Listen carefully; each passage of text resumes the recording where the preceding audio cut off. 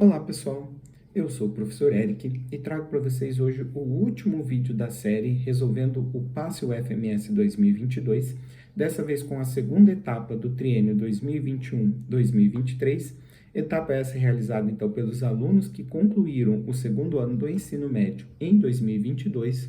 A prova então trouxe as 5 tradicionais questões de química, no caso do segundo ano, questões ou de físico-química ou de química analítica.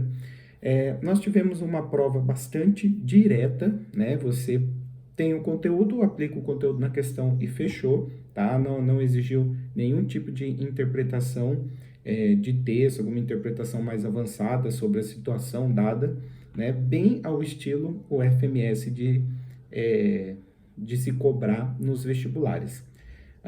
Essa aqui é a única das 3 etapas aplicadas esse ano que eu acredito que não tem nenhuma questão passível de ser anulada. Bem, então vamos para a resolução. Questão 41 foi a questão que eu menos gostei de todas que vieram na prova.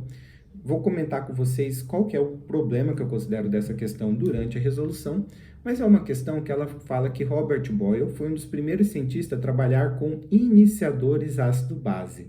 E aqui eu confesso que eu estranhei, tá? Eu copiei o texto exatamente como está na prova, mas eu confesso que eu nunca vi o termo iniciadores ácido-base. O que eu conheço é o termo indicadores ácido-base. Tá? Então, eu não sei se foi um erro de digitação ou se eu que desconheço esse termo. Mas isso não compromete, tá? A resolução da questão, não traz nenhum grande problema. Indicadores ácido-base é algo que a gente estuda bastante, né, no ensino médio, que são aquelas substâncias que mudam de cor conforme o pH do meio. E no caso dessa questão, ela vai trabalhar com o indicador fenolftaleína, cuja estrutura é apresentada aqui embaixo, tá?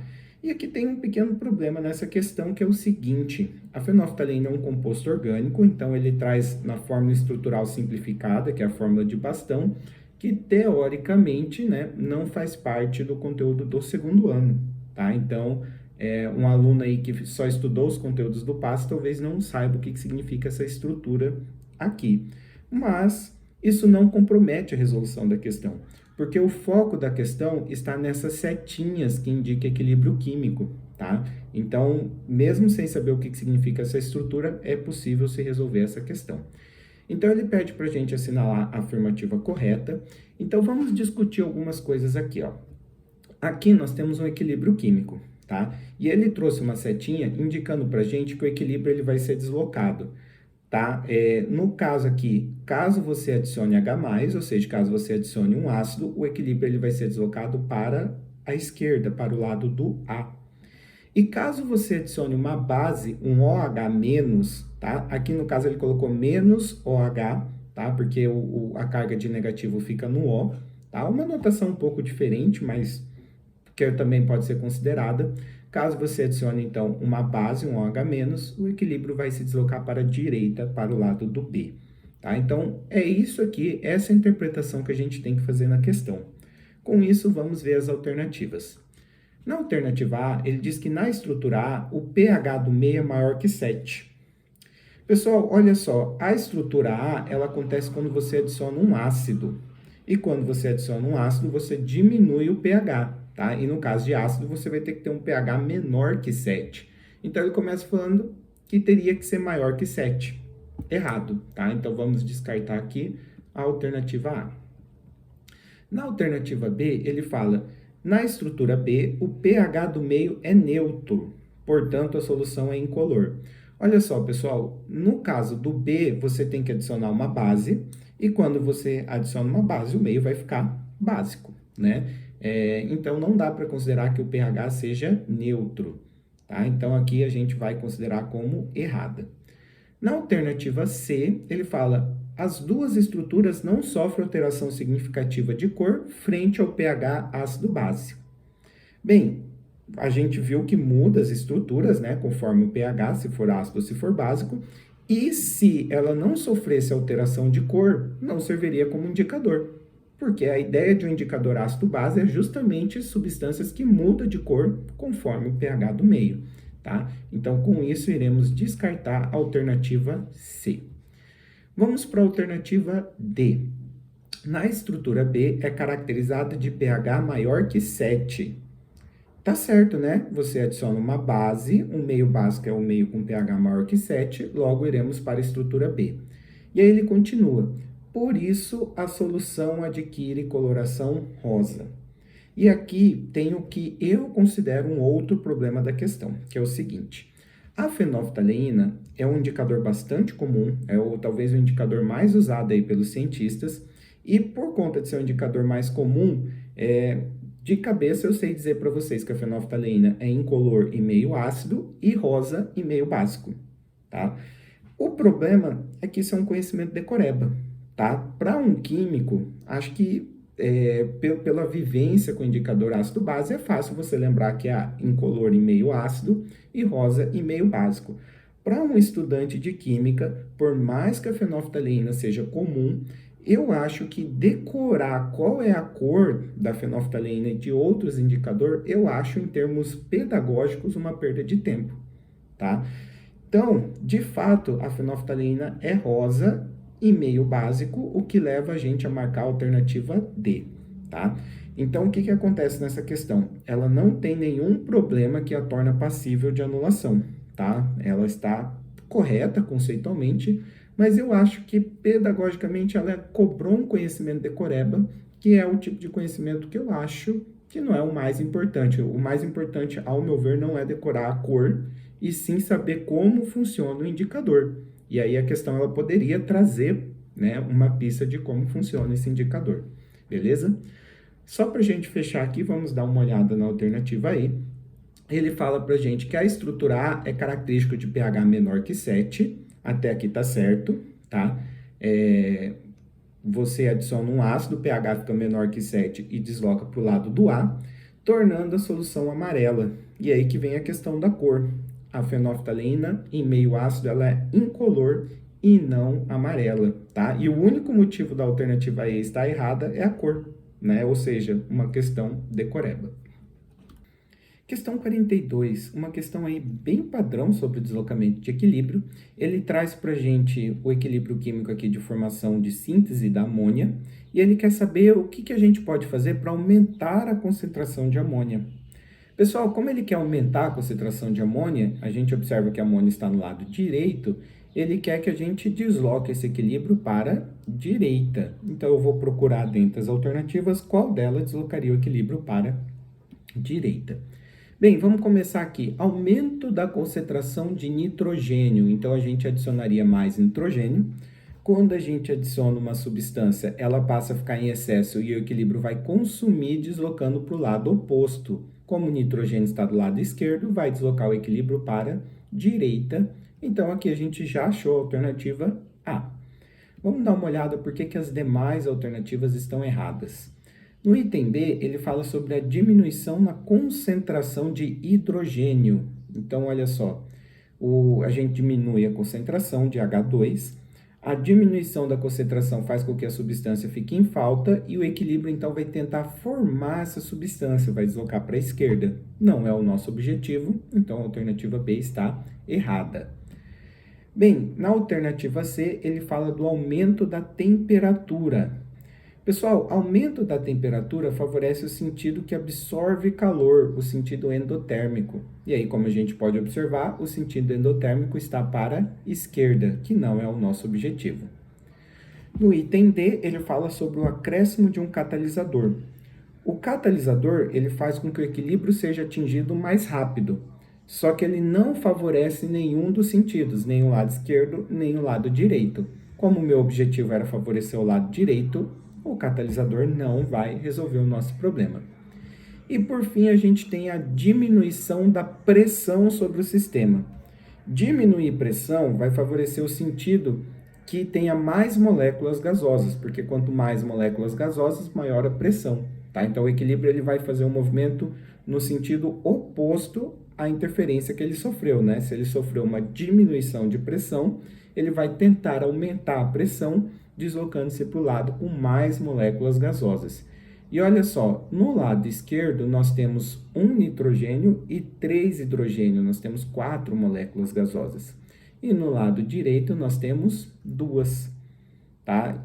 A diminuição vai favorecer o lado com mais, vai favorecer o lado esquerdo, ou seja, confirma que a resposta correta é a alternativa A.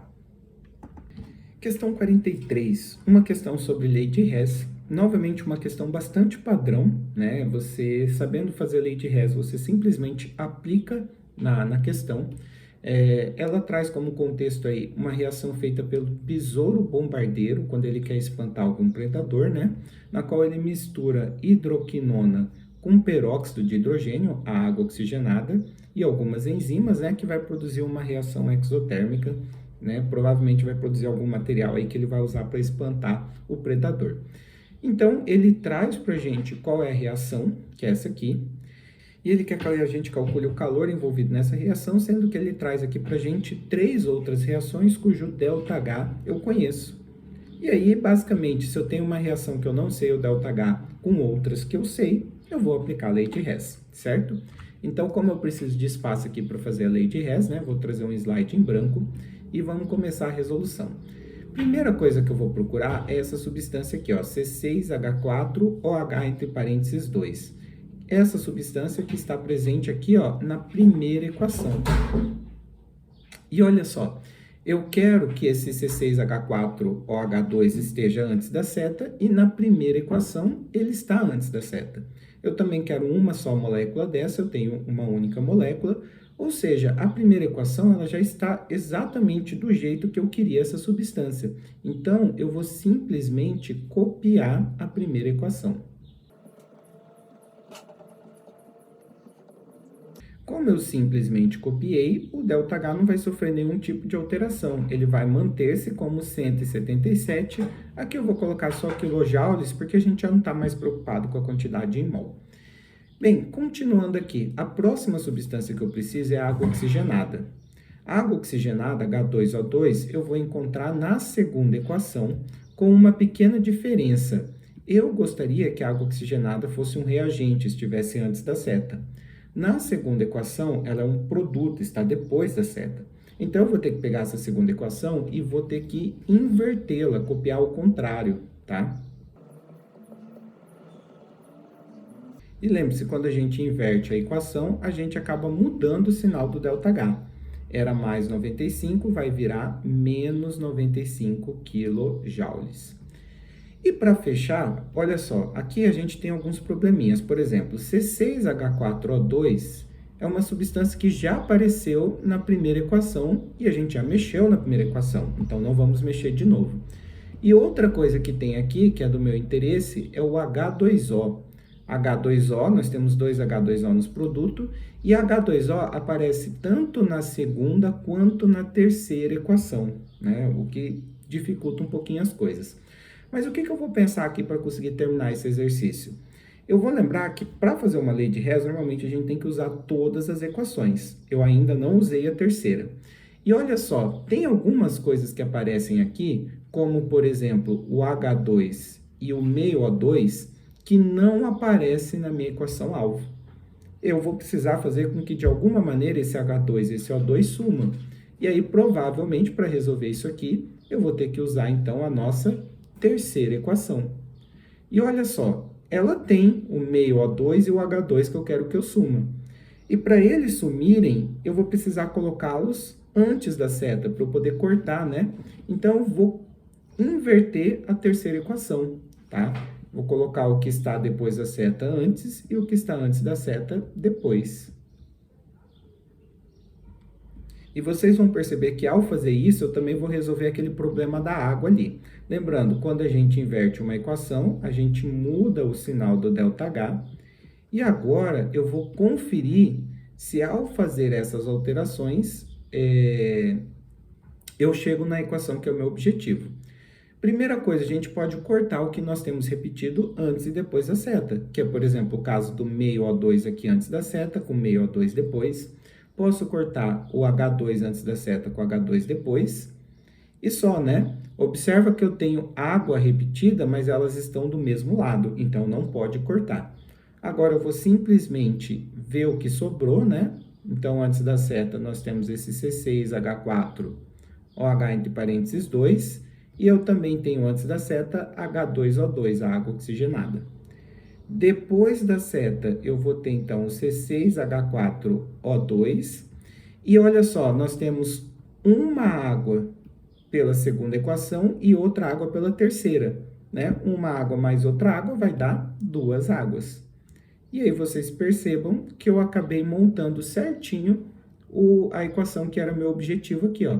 Então, eu fiz de maneira correta a minha lei de Hess, e para finalizar o exercício, eu vou somar todos esses ΔH após a alteração. Então, eu vou fazer mais 177, menos 95, menos 286, tá? E resolvendo essa conta aqui, a gente vai chegar no valor de menos 204 quilojoules, tá? Resolvida essa conta, essa aqui era o meu objetivo, né? Então, essa aqui é a minha resposta. Volto aqui para procurar a alternativa e descubro que está na alternativa B. Questão 44, uma questão que fala sobre acidez e basicidade. Para quem estudou bem esse conteúdo sabe, é uma questão de nível bem fácil, né? Que você não gasta aí nem 30 segundos para resolver. Mas então, o que a gente precisa saber para resolver essa questão? Olha só, nós temos várias substâncias aqui e a concentração de H+, e OH-, tá? Dessas substâncias. E ele pergunta para nós quais delas, né, apresenta caráter ácido. E o que a gente vai ter que lembrar? Como eu estou falando de ácido, eu estou falando de H+, tá? Quando a concentração de H+, é 1 vezes 10 a menos 7 mol por litro, vou colocar aqui molar, a gente tem que saber que nós estamos falando de uma solução neutra. Essa que é a definição. E quando que eu vou ter uma solução ácida? Eu vou ter uma solução ácida quando a concentração de H+ for maior que 1 vezes 10 a menos 7. Tá? Então, caso eu tenha um valor maior que 1 vezes 10 a menos 7, eu tenho uma solução ácida. E, por curiosidade, caso o valor seja menor, eu teria uma solução básica, certo? Aí a gente vai olhar as alternativas, qual dela possui uma concentração maior que 1 vezes 10 a menos 7. Então, por exemplo, o leite, por ser 10 a menos 7, é neutro, não é meu objetivo. A água do mar, 1 vezes 10 a menos 8, é um número menor que 1 vezes 10 a menos 7. Então, a água do mar é uma solução básica. Já 1 vezes 10 a menos 3, o caso da Coca-Cola, é um valor maior. Então, nós achamos uma solução ácida aqui.